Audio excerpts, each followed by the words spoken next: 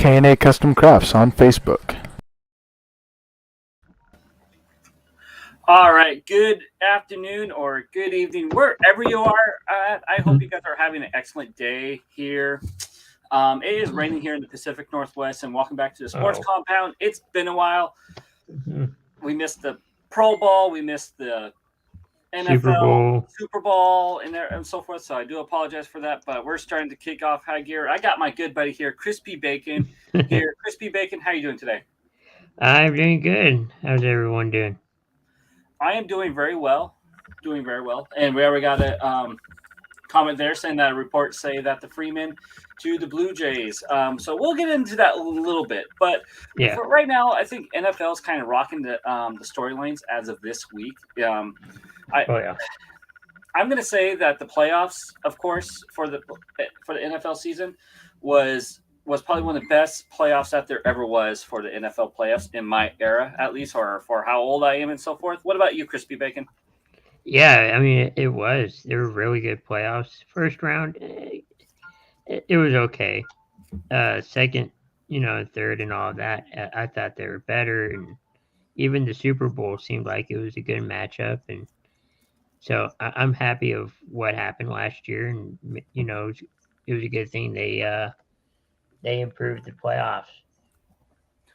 Yeah, and with the Bengals being in the Super Bowl, I think that was awesome to see. It was a great Super Bowl. It came down to the final play, and it kind of proves that the Bengals can hang with the big boys, but they just need to fix that offensive line that they got there. But in other news, I know you're a Cowboys fan, Chris. There, and I'm seeing you're wearing the do-rag there. How do you feel about Amari Cooper being released and going to the Browns? I don't know if it's. I mean, yeah, he did really well in Dallas, but I don't know if he's going to have to be the top guy now because we're going to talk about here in a minute of Landry, but he's going to have to be the top guy over there, and I don't think he can in Cleveland. I think he should have stayed here in Dallas.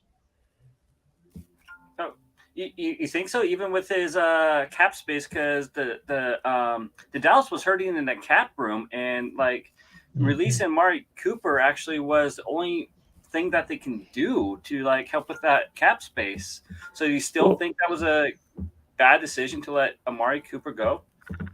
I think so. I think you could probably move the money around in different spots. If you could have said, if he got this many yards, he gets a little bit of the money, it put it somewhere like that, like incentives. I think you could have restructured it.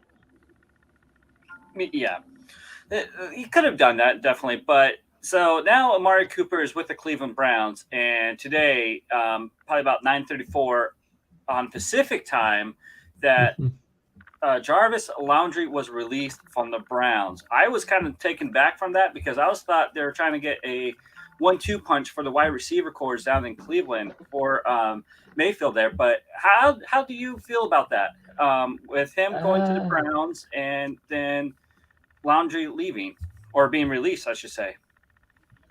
They should have kept Landry. I mean, there were reports that the Browns were gonna do that, release Landry, but I don't know. He's been kind of productive there, and I know he was with the Dolphins before.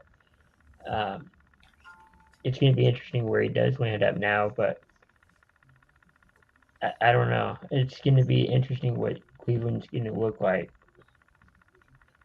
Okay, yeah, that's definitely true, but I don't think you're having that 1-2 punch in Cleveland. They're just going to be that mediocre Cleveland Browns, not the bad Cleveland Browns that we've seen.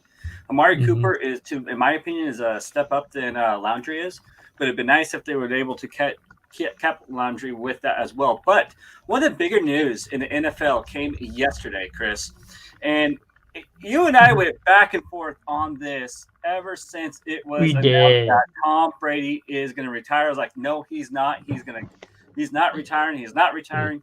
Even how like all those sports players, they have their little fake phones. I have Tom Brady's phone number. I can say that, but he wished me happy birthday last year? So, but but how do you feel with Tom Brady coming back with that? And guess what? He's back.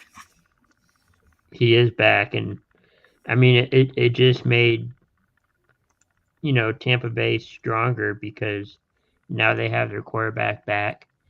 They're not going to have to look elsewhere, in the draft or in free agency because right now it seems like all of the good quarterbacks, we all know the good quarterbacks retired, but all the good quarterbacks that are on the free agent market, they're getting signed right and left right now. We're in the period where you can talk, but contracts are not official yet, but you can still speak on them.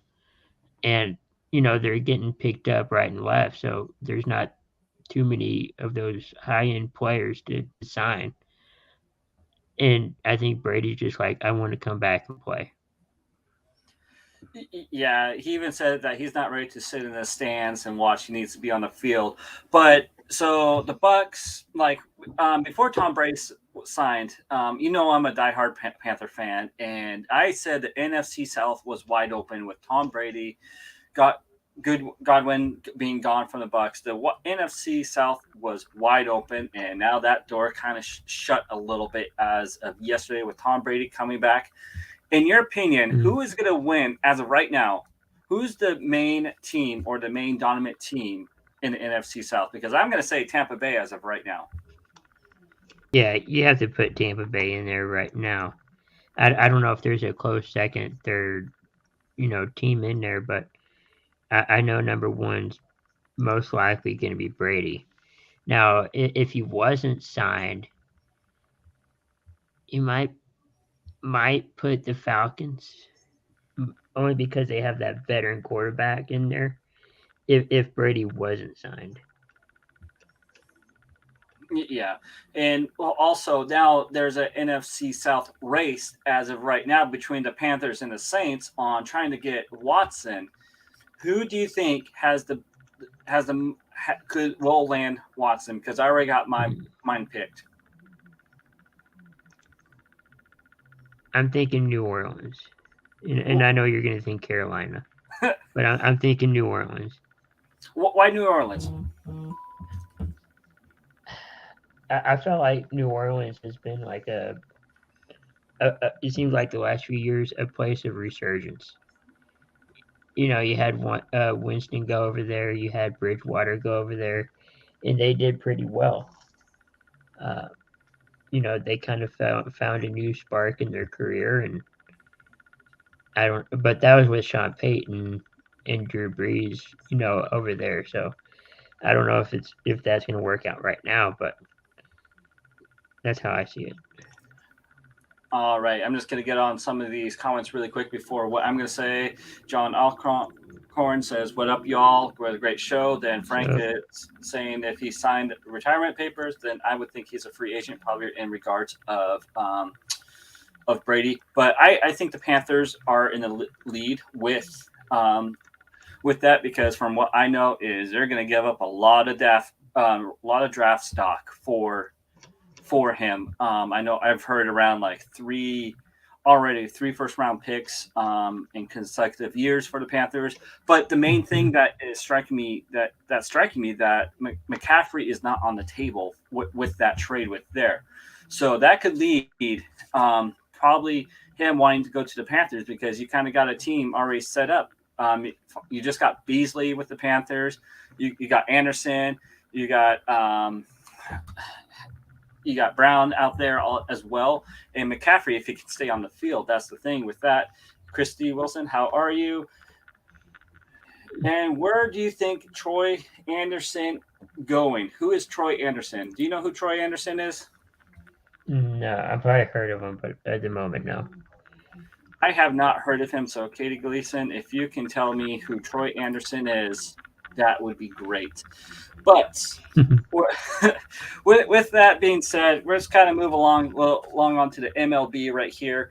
The MLB, we know they ended their lockout. It ended 99 Yay. in the lockout. We're getting baseball. We're getting 162 games. They're doing double headers to catch up on those games, and I believe those double hitters are not that stupid. 7 innings for a double headers with that. Right. I think that is awesome. I'm glad that we got some baseball, but I have a feeling that the players kind of lost a little bit during this deal. How are you feeling about this deal, Chris? Yeah, maybe the players did lose a little, but I mean, you got baseball back. You got a few additional rules that maybe help improve the game, depending on, how you look at it. But I think the players in general are just happy to have a season. Okay. I am too. I'm happy too. We got some rules changes that are happening next year. We getting a pitch clock. They're ending the shift. The bases are being a little bit bigger. It's almost kind of like turning into a slow pitch softball league to me. That's how I'm feeling about that. Mm-hmm. And Katie Gleason actually mentioned who Troy Anderson is. He played for the Bobcats, which I am kind of assuming that Troy Anderson played for the Montana State Bobcats for the football.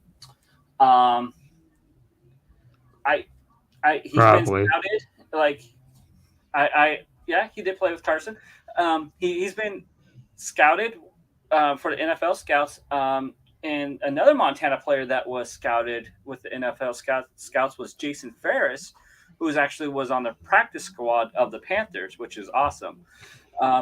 So with that being said, let's kind of go back to the MLB there, and we got Frank saying that Buck Showalter said Sterling Marte is day-to-day with aptly issues. Taijuan Walker probably won't be ready for the opening day.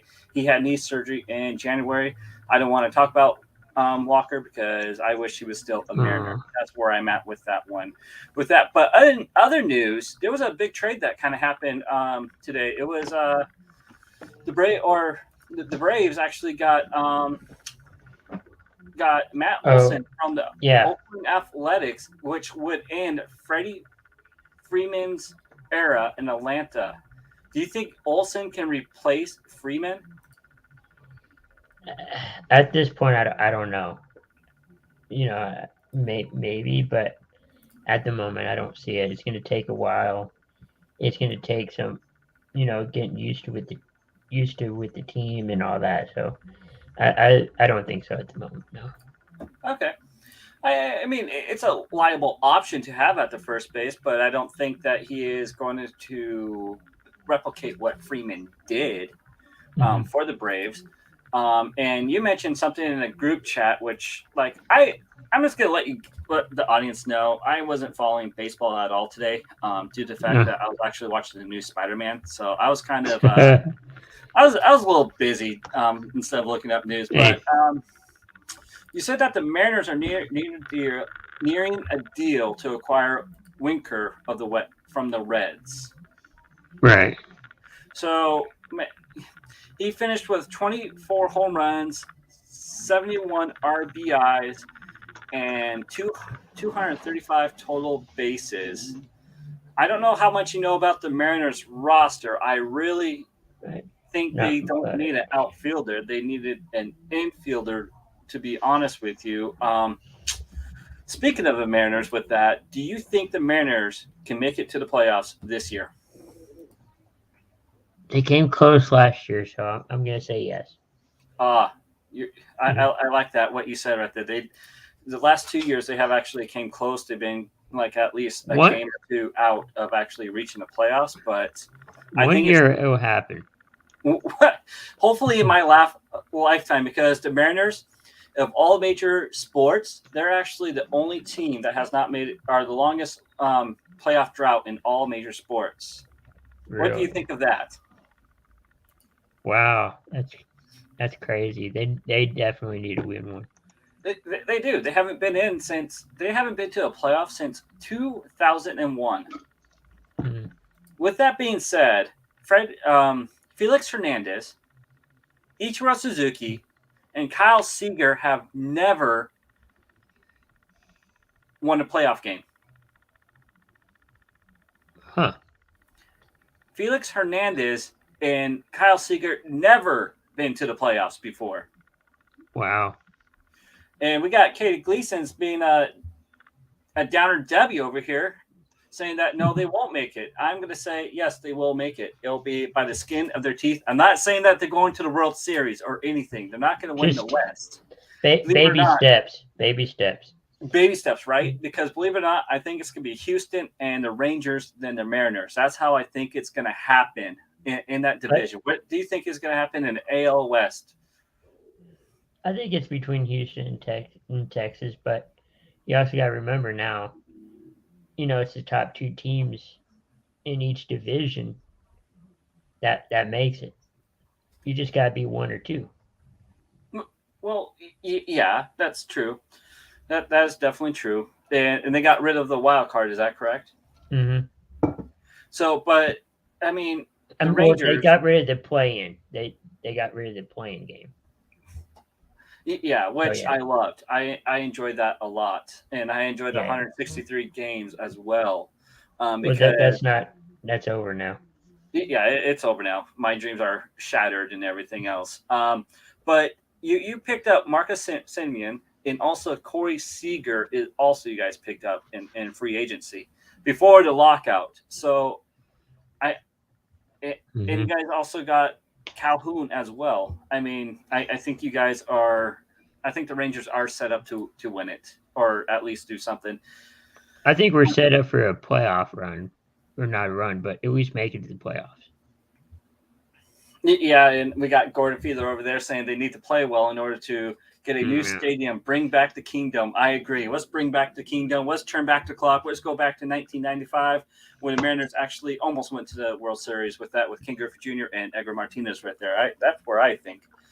And we got Mess Around Dave saying my White Sox win it all, and I'm just going to laugh at your face, Mess Around Dave, next time we're on the show together. So, and we got Chrissy Wilson saying go Red Sox, and I don't think the Red Sox will win it with that one. So, also interesting in MLB news. Also, Pete Alonso, right? Yeah, he was just in a car wreck yesterday. A car ran a red light and hit his car, and it flipped his car 3 times. Mm-hmm. And he said that I guess he's okay. So that's good.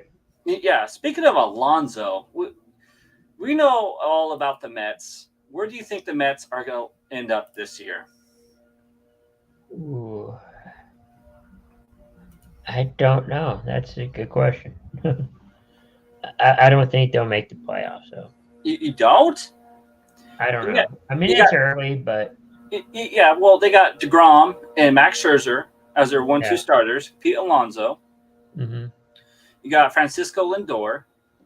Mm-hmm. You got Starling Marte. Then Donovan McSmith has been growing on me as well. And we'll get back to that name in a little bit sooner. So I think the Mets have made a strive to make the playoffs.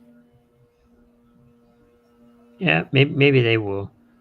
Yeah, and the reason I say Dominic Smith, saying that I will come back to that name earlier, because he's slated to be the DH for the Mets, and this year with the new bargaining agreement, that there's a universal DH. How do you feel about that?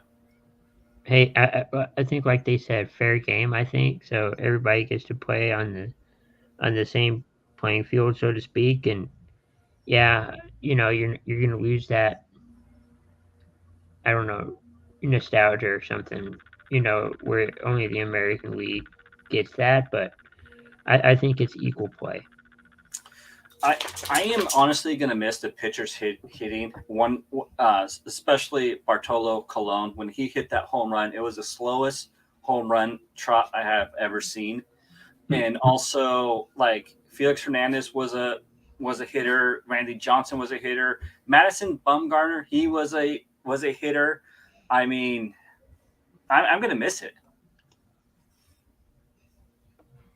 And we got John saying, in the famous words of NJ, I think the Mets are going to go all the way this year. Well, I don't know what juice you're drinking, John, there, but I don't think so. So, and Frank is also agreeing with John with that one. Mhm. And Mess Around Dave is saying that he loved the universal DH, and then Frank is saying Philly have nothing after spending all that money on Bryce Harper. I know. Once Bryce Harper leaves the Phillies, he's gonna win the Phillies will win the World Series because that's what happened to the Nationals. He left, and that next year, guess what? They won that World Series. So I think he is cursed, He's like, dang it. right? So what else Just is my going on, luck. Chris? Do you have any news? I don't know. I know Bridgewater's going to Miami. Okay. Trubisky's going to Dolphins. Oh no, Or Trubisky. no, Steelers. Yeah, he went to the Steelers. Speaking of that, Yeah. with Trubisky to the Steelers, I don't think that was a good move. It's better than what they got right now. Well, that's I'm not saying it's true. It's not a good move, but it's better than what they got now or before then. Yeah, that's true, but I don't think it puts Steelers in that elite level to actually win their division. No. So that's where I'm at there, and also another big news that happened yesterday. It's March Madness. We got 2 days and 21 hours and 15 minutes to fill out your brackets for March Madness. Somebody counting down? Oh, I got the countdown already because okay. I'm gonna probably have about 5 brackets after I'm done with here. Oh wow. So I don't watch the NBA at all. Like I refuse to. I watch off and on, but Well, I can't watch it. It's all half court shots and 3-pointers now. I mean, I get the game's transitions, like right. and so forth, but I like it when people play low down in the post. It's just a new era in the NBA, and it doesn't appeal to me. But college basketball always has appealed to me because of March Madness. And is there one team that you do follow for March Madness or in college? Not in particular, no. No, I try to follow the North Carolina Tar Heels, which I don't think they're going to win. They're not going to win it this year, but I do Never know. have Final Four predictions, though. Who's your 4? My 4, let's give me Purdue, Iowa, Kentucky, and Gonzaga. Not bad. I'll go Gonzaga, Kentucky, or no, Kansas, Kentucky, or Kansas, Villanova, and I don't know, LSU. I'm always so wrong at these, but that's all right. That's why it's March Madness, because I love filling these out because just one game will just destroy your entire bracket. That happened to me 2 years in a row, actually. But do you have a surprise team that can make it? maybe that Chicago, Illinois, whatever. Oh, the Loyola. Yeah. Okay. Yeah. They've been good the last few years. Yeah. Well, yeah, they got the sister Jean. I forget what her name is, but she's always Right. there. And Frank is saying you guys are really off base with the Mets predictions. Really, Frank, it's beginning of the season. I mean, the Mets were stacked also last year, and they didn't make it. So they were doing good, then they just went off the cliff. That's all I'm saying about the Mets with that one. Speaking of off base, they made the bases bigger. We're going to next year. Oh, yeah. I guess it's a safety protocol. I don't know how that's a safety protocol. That seems like a safety hazard. Exactly. I mean, that's how I'm seeing it, but I could see people getting, like, you've heard the term being spiked, right? Yeah. Yeah. So I think we're going to see less players being spiked or getting their toes stepped on the base. But really, if you're playing first baseman, your whole body should be in between the first front corners of the first base, and that's how it should be. And you just need to shift your body that way. That's how that position is usually played. So, and Frank is saying 60 games is a big difference, and they had a rookie manager. So really, I don't know how you guys make your bases on what. We're just a sports show, and that's how we think, Frank. I mean, this is a sports compound, and this is what happens. I mean, this is what happens, right, Chris? That's right. So, with that being said, we kind of hit that 30, almost that 25 mark right here. I just want to say it's been a while since I've been on doing the show, and Crispy Bacon, thank you for coming on to the show. No and problem. I do have big news also. So, but for the Coast to Coast Network, what is lined up for the rest of the night?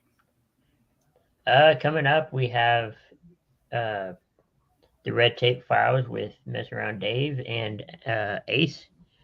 They're going to tackle another case and true story case, and so make sure to tune in for that at about 10 Central. 10 Central? Yes. Okay. And is there any other shows later tonight? After that, there's Four Bros. That's a really good show. I like the Four Bros. It is a good show. It is. So with that being said, there's a new network that is coming out, actually launching in about half an hour, and that network is called the Intergalactic Sports Entertainment Network. Check it out. We got a lot of we got Marvel. We got a baseball show. They got probably a football show or basketball show as well, and a betting show, a sports betting show as well on there. So look out for that starting at 3:30 today, guys. Chris, I just want to say thank you for coming on to the compound with me. No problem. Glad to be on. Yeah, and I gotta say, I just want to say thank you to all the comments with Christy, Frank, especially Frank. Frank, I appreciate it. I liked how you engaged with the show. We got Katie, we got Gordon, we got we got John. So thank you for everyone who has interacted with inside the compound. I am the Sarge with Chris P. Bacon. Sarge out.